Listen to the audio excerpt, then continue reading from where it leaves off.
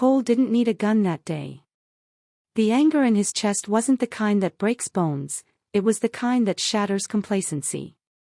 He, Brant, Jax, and Dean rode into Whitman's office building like a storm rolling over a quiet town, their boots heavy against the marble floor, engines echoing still in memory. The receptionist froze, unsure if she should speak or run.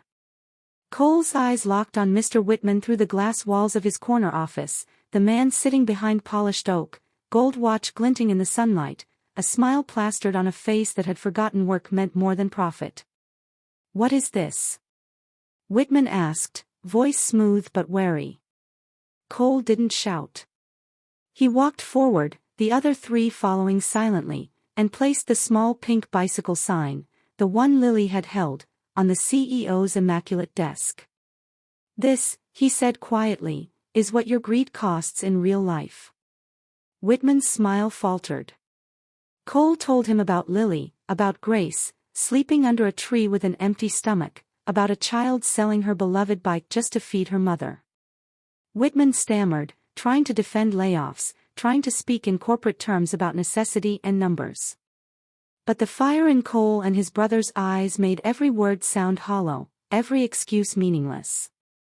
"This isn't about punishment," Cole said, leaning closer, his voice low and deliberate. "It's about doing what's right. You can't buy forgiveness, but you can choose to fix what you've broken." By nightfall, the story had leaked across town, not through gossip, but through action. Families in need found anonymous deliveries at their doors, groceries, paid medical bills, rent assistance. Employees who had been wronged returned to their jobs. Whitman himself stayed unseen, but the change was visible in every life he touched. When Cole and his brothers returned to the park that evening, Lily ran toward them, pink bike untouched but forgotten in the joy of reunion. Grace stood beside her, pale and frail, but smiling for the first time in weeks. Cole noticed her hands tremble as she tried to speak her thanks. He simply nodded, letting the engines idle in the fading light. "You owe us nothing," he said. "Just promise me you'll never give up." That night, they shared what little food Grace had left, a quiet meal under the golden glow of sunset. Lily leaned against her mother, the bicycle sign folded gently in her lap. The chrome of the motorcycles reflected the last rays of sunlight, a reminder that sometimes compassion comes in the roughest, most unexpected forms. For a few hours, the world felt right again. People were fed, hearts were mended, and the smallest acts, a child's courage, a biker's conscience, a mother's hope, proved that kindness could ripple farther than greed ever could. And as the town slept, a little girl with wide eyes and a pink bike slept too, dreaming of a world where courage and care mattered more than money or power. Cole revved his engine one last time, his brothers following, and rode away, not as saviors, but as a reminder, the world bends toward kindness when someone decides to stand up for it. Lily whispered goodnight, Grace wiped a tear, and the sunset bathed them all in gold. That one quiet act of courage had shown everyone, sometimes, real justice doesn't come from punishment. It comes from the heart. The pavement still shimmered from last night's rain, slick and reflective under the dim streetlights.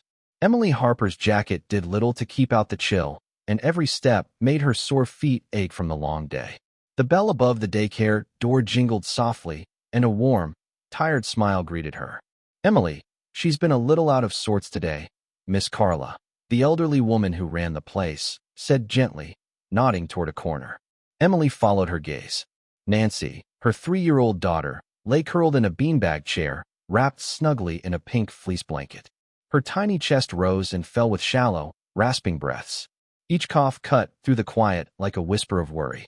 Emily knelt beside her, brushing damp curls from Nancy's forehead.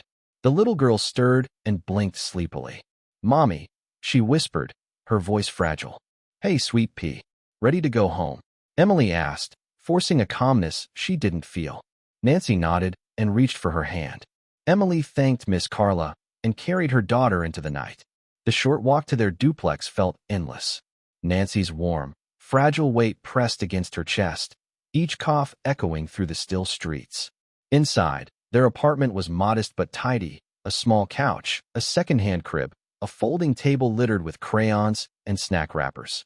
Emily laid Nancy gently on the couch and switched on the humidifier, letting the soft mist fill the room. She heated a can of chicken noodle soup, feeding her daughter in tiny spoonfuls.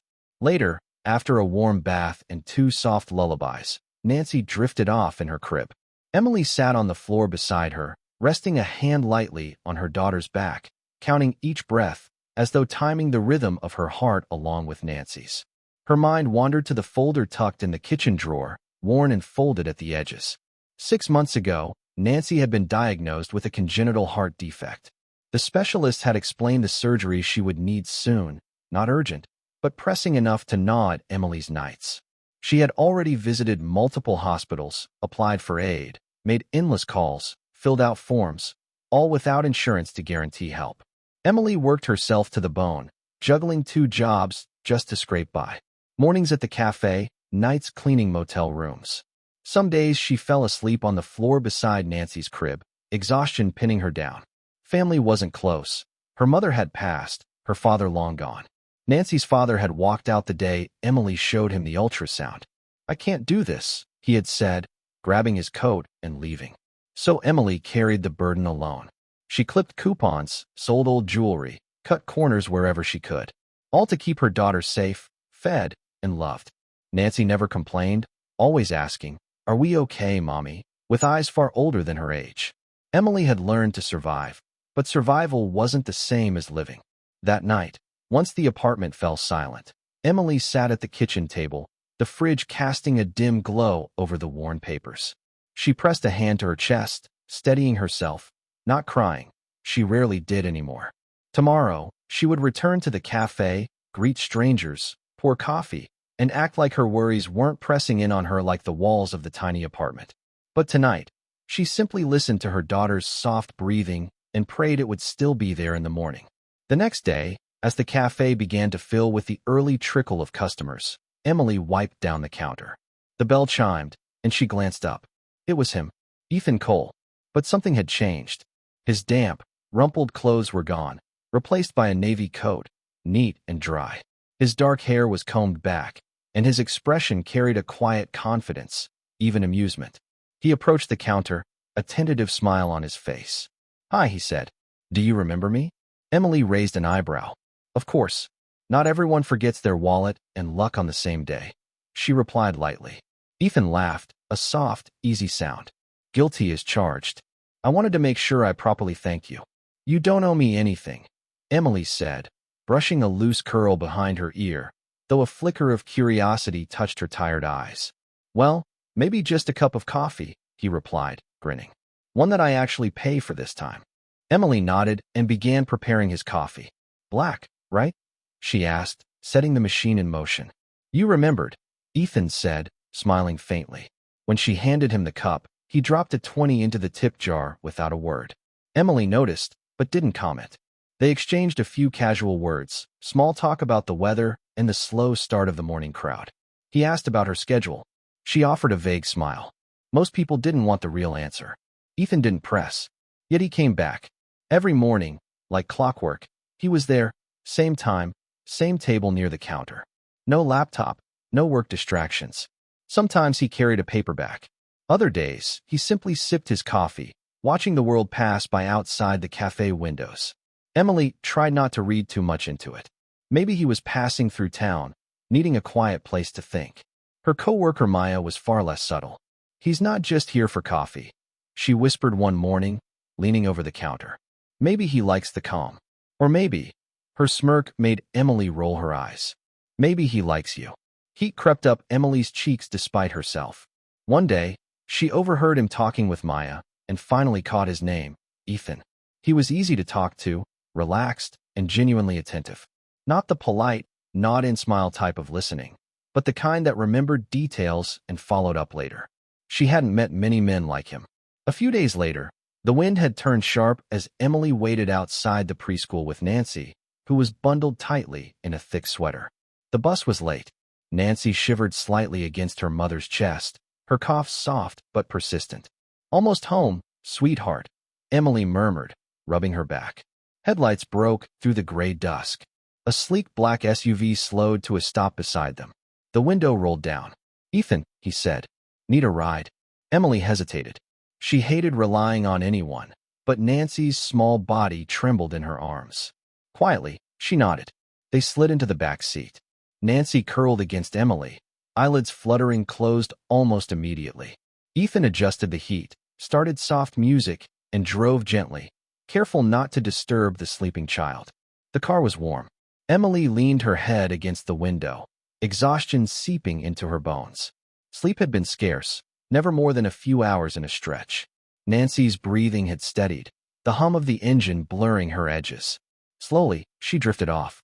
Ethan glanced in the rearview mirror. Emily's hair had slipped loose, framing her peaceful, tired face.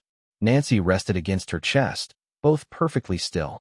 Without thinking, he reached forward and tucked a stray strand of hair behind her ear. Emily stirred and opened her eyes. Ethan froze, hand lingering in the air. I'm sorry," he murmured. "You look tired.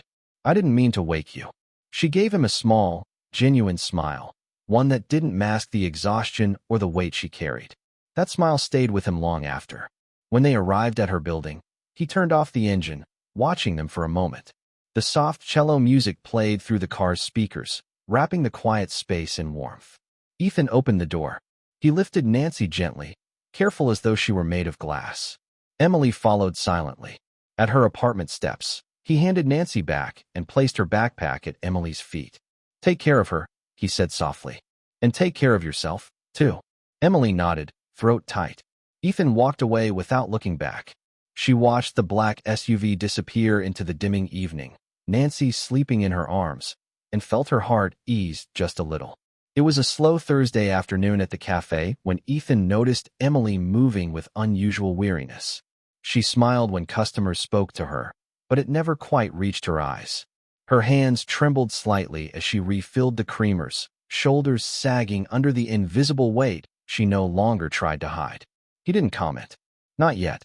Later, as he climbed into his SUV, something in her posture caught his attention, and he felt that familiar tug, the quiet, unspoken pull that made him want to step in, to help carry the weight she always bore alone. A small folder had slipped between the passenger seat and the door, likely falling from Emily Harper's bag the night Ethan had driven her and Nancy home. He picked it up automatically, intending to return it, but something made him pause. His fingers lingered on the worn edge before carefully opening it. Inside were medical documents, scans, charts, and handwritten notes. At the top of every page, Nancy Harper. Ethan sat motionless, flipping through them, heart sinking as he read terms like congenital heart defect, high surgical risk, procedure recommended within 2 weeks, pediatric cardiology consult. The words were clinical and precise, but the truth beneath them hit him harder than anything else. Nancy was critically ill, and time was slipping away. That night, Ethan couldn't sleep. He lay in his condo, city lights spilling across the ceiling, mind replaying images of the tiny girl's hand wrapped around a spoon at the cafe, her head resting on Emily's shoulder, the faint cough echoing from the back seat, and Emily herself, strong yet quietly unraveling, holding it all together with a tired smile. The next morning, he returned to the cafe earlier than usual, folder in hand. Emily's face went pale when she saw it. "I'm sorry," she whispered, wiping her hands on her apron. "I didn't mean to leave that." "It's okay," Ethan said softly. "I read it." She froze. "I wasn't trying to." "I know. And I'm glad I did," he added gently. "You don't have to face this alone." They moved to the corner booth, the one he always chose. Emily stared at the tabletop, voice barely audible. "She was born with a heart defect," she said. It wasn't obvious at first, but as she grew, she got tired, sick more often. Surgery isn't optional anymore. It's necessary. Ethan listened silently. "We've been to 4 hospitals already," Emily continued. "I sent her records to Mayo Clinic last week. One of the best pediatric teams in the country, but they won't schedule her without proof of insurance or payment." She looked up at him, hollow-eyed from sleepless nights. "I don't have either." Ethan leaned forward, voice steady. "How much time?" 2 weeks. "Maybe less," she whispered. He nodded slowly, letting her words sink in.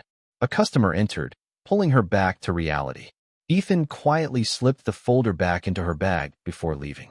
That night, he sat in his car outside the cafe, gripping the steering wheel, world moving around him while he remained still.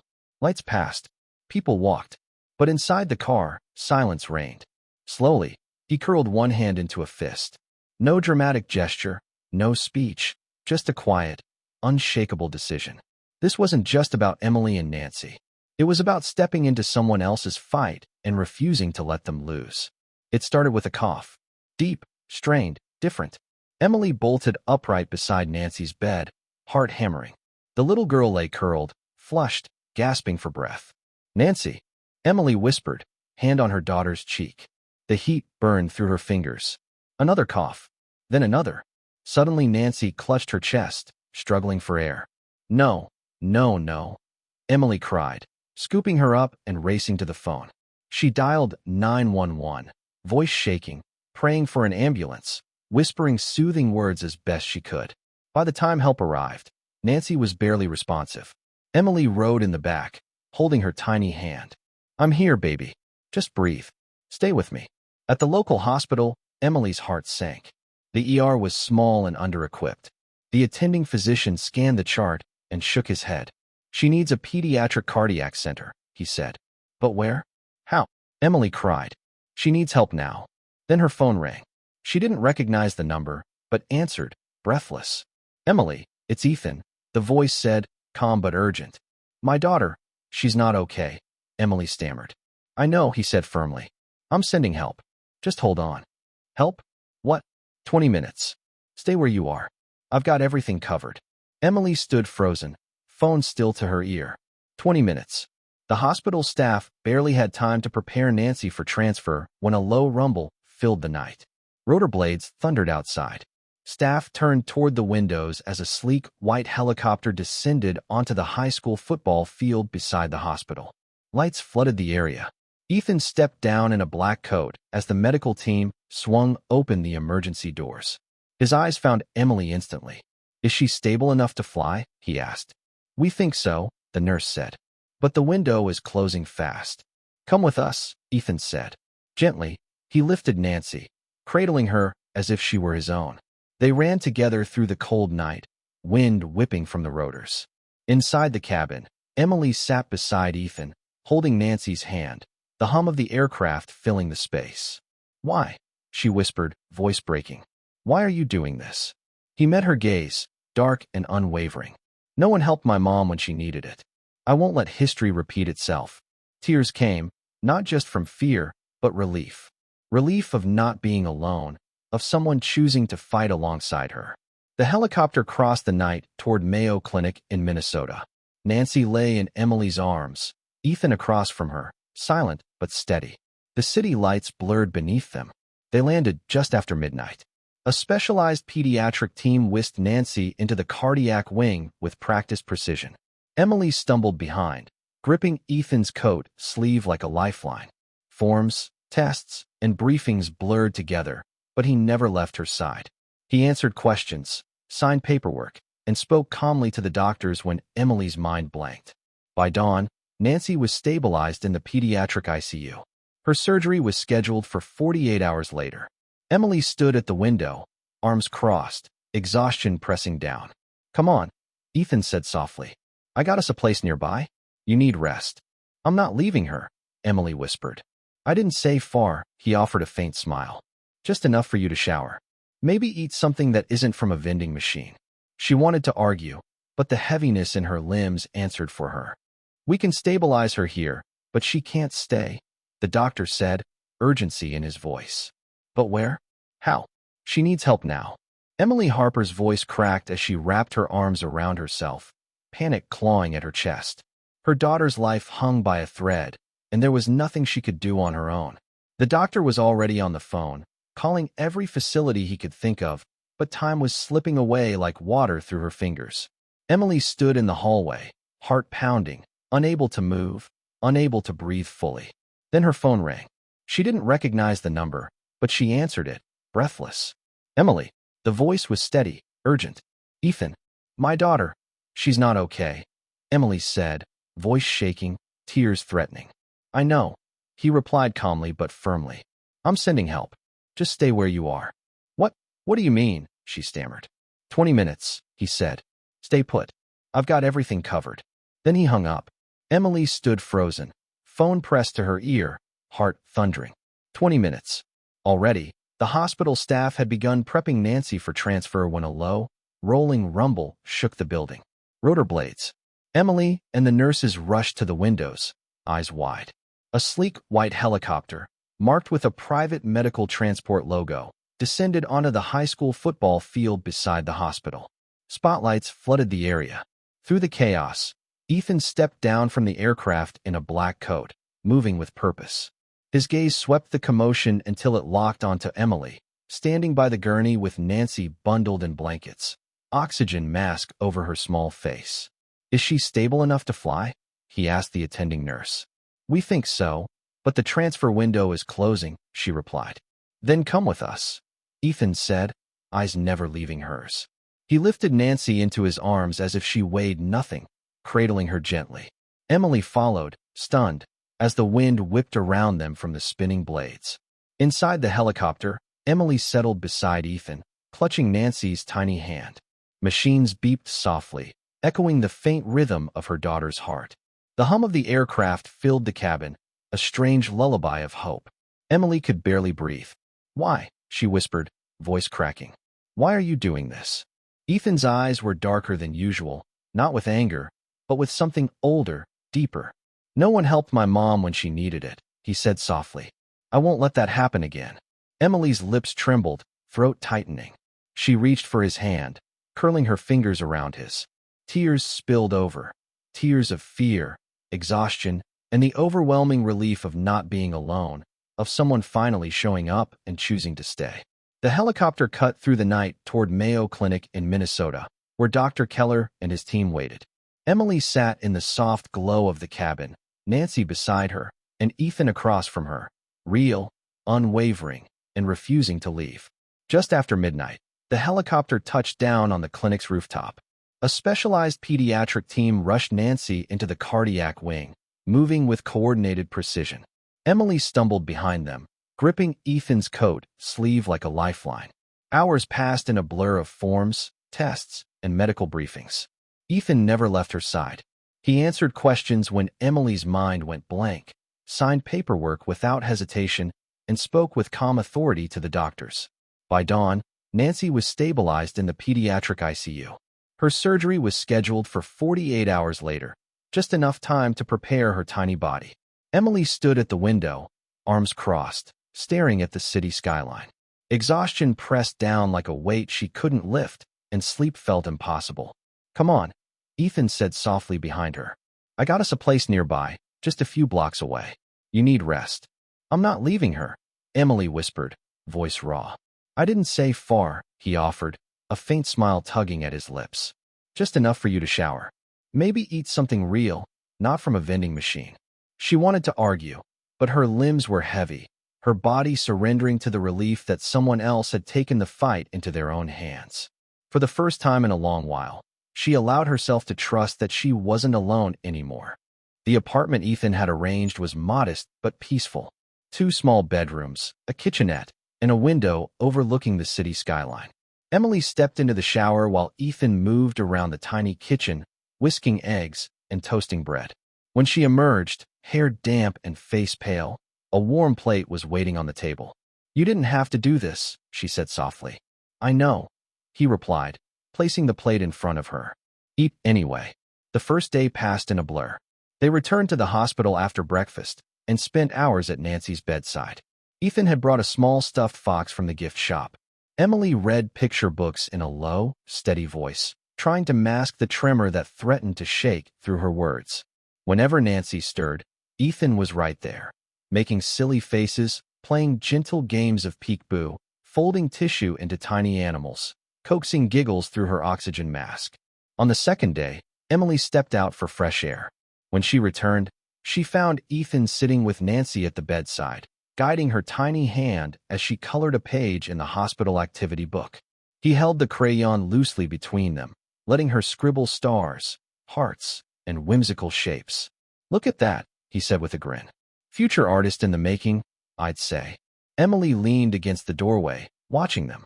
A warmth bloomed in her chest, strange and unfamiliar, threading through the exhaustion she hadn't realized she'd carried so heavily.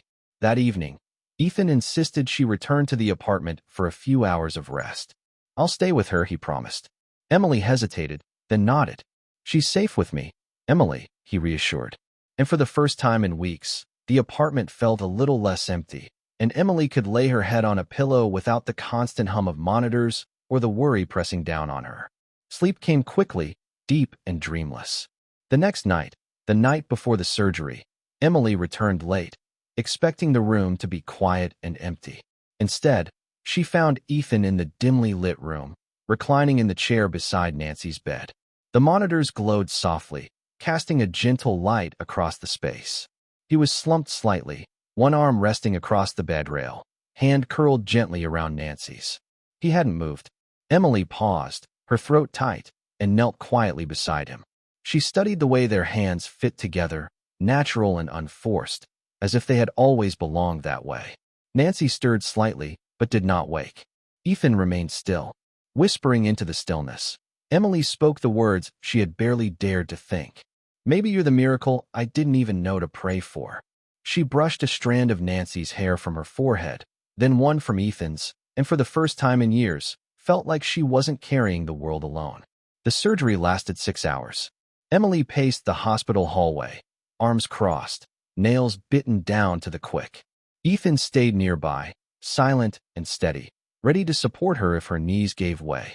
When Dr. Keller finally emerged, mask lowered, eyes tired but smiling, Emily could barely catch her breath.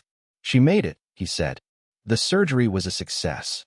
Relief tore through her in silent, shuddering sobs. Ethan didn't speak. He simply placed a steady hand on her shoulder, holding her there until she regained enough strength to walk into the recovery room. Nancy was pale, fragile, entangled in wires and monitors, but alive, breathing, healing. Over the next 2 days, Emily remained at her daughter's side without leaving. Ethan came quietly, offering small comforts, a warm blanket, a lavender-scented pillow, a new coloring book, checking in with nurses, and leaving meals for her so she wouldn't go hungry. By the third morning, Ethan wasn't there. Emily found a small note tucked into the pocket of her coat. You two need space to recover and be together. No obligations. No expectations. Just healing. She read it twice. Gratitude should have filled her, but instead, emptiness pressed down. Nancy noticed too. Where's Mr. Ethan? She asked weakly, tugging at her juice straw. He went home for a little while, Emily whispered. Why? Emily had no answer. He's nice, Nancy murmured. Emily nodded, realizing she missed him far more than she expected. The apartment and hospital corridors had grown quiet in Ethan's absence, but Emily hadn't realized how much space he had filled in her life. A week passed. Nancy grew stronger every day, her energy returning like sunlight through winter clouds. They moved from the ICU to a regular room, and soon were discharged, armed with a list of appointments, medications, and precautions. Life began to settle into a gentle rhythm once more. One golden afternoon, not long after they returned to town, Emily took Nancy to the park near their apartment. The sun cast long, warm rays through the trees, painting the grass in shades of gold. For the first time in months, Nancy ran freely, arms wide, twirling in circles as laughter bubbled up from her chest. Emily clapped and cheered, the sound catching in her throat with joy. Then she heard footsteps and turned. Ethan stood a few feet away, dressed casually, holding a small bouquet of wildflowers wrapped simply in brown paper. His expression was slightly nervous, but his eyes lit up when he saw Nancy. I heard she's doing well, he said softly, nodding toward her daughter. Emily's chest tightened. She's more than doing well, she said, her voice catching. He smiled, hesitant, then added quietly, I missed you both. Emily's heart fluttered. We missed you too. She stepped forward, closing the small distance, reaching for the flowers with one hand while wrapping the other around his waist. She rested her head lightly against his chest. There was no grand gesture, no rush, just quiet, steady, and real. Nancy came running toward them, her tiny arms outstretched. Ethan, she shouted, laughter bubbling through her words. He bent down, scooping her into his arms, holding both Emily and Nancy close. And for that moment, the world was calm, bright, and full of hope. The late afternoon sun wrapped around them, golden and forgiving, and Emily let herself breathe, unguarded. A year passed. The air outside their small Minnesota town smelled of pine and fresh grass. Trees stretched tall, skies opened wide, and the future finally felt vibrant and possible. Emily stood in a corner office in a modest building beside a children's hospital. On her desk sat a framed photo of Nancy holding a teddy bear, smiling wide, and a nameplate that read, Emily Harper, Family Coordinator, Hope Hearts Foundation. She had traded aprons and motel rooms for purpose, not power or wealth. The nonprofit Ethan had launched just months after Nancy's recovery had become a lifeline for families in crisis. Now Emily was the one calling hospitals, helping overwhelmed parents navigate insurance, arranging treatment, booking temporary housing, and offering hope. Each child she helped reminded her of Nancy and of Ethan. That afternoon, as her shift ended, she stepped outside and spotted a familiar black SUV at the curb. Inside, Nancy bounced in the back seat, rosy-cheeked and full of life, waving eagerly. Emily climbed in beside her, and Ethan reached over to squeeze her hand. "How was the office today?" he asked, voice warm. "All good," Emily said, leaning into him. "We just approved a family in Kansas City. They fly out next week." "You're incredible," he said softly. "I had a good teacher," she replied, a small smile tugging at her lips. They drove to the lake for a quiet picnic, the three of them together. Nancy ran ahead, racing across the grassy hill toward the water, her laughter trailing behind like music. A year ago, she could barely walk across the room without gasping for air. Now she was unstoppable. Emily spread out the blanket while Ethan unpacked the basket. Sandwiches, fruit, juice boxes, and one special item last, held with a small, secretive smile. He handed her a polished stainless steel thermos. "Open it," he said. Emily unscrewed the cap, expecting coffee. Instead, the inside lid was engraved with words that made her throat tighten. She looked at him, eyes full. "I figured it was time we had a family motto," he said quietly. Emily leaned forward, pressing her lips softly to his. Nancy's voice rang out a moment later. "Mom, she called, playful and triumphant. He laughed, and Emily pulled him closer, heart full in a way she never imagined possible. Together, the three of them settled on the blanket as the sun dipped low.